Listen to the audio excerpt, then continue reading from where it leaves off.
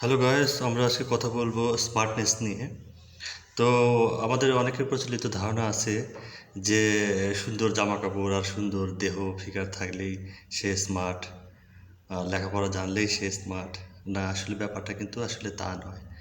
Smartness মানে হচ্ছে নিজেকে নিয়ন্ত্রণ করতে শেখা, নিজের উপর আস্থা, বিশ্বাস এবং আত্মবিশ্বাস রাখা।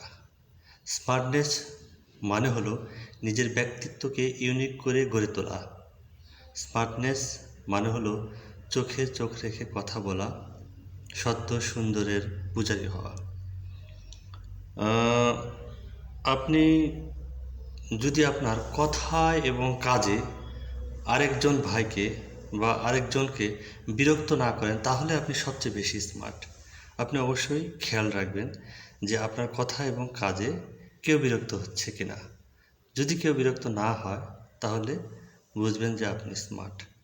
আর পাশাপাশি তো আপনাকে পরিষ্কার পরিচ্ছন্ন থাকতে হবে, সুন্দর করে কথা বলতে হবে, এই সব কিছু ব্যক্তিত্বকে ফুটিয়ে তুলতে হবে।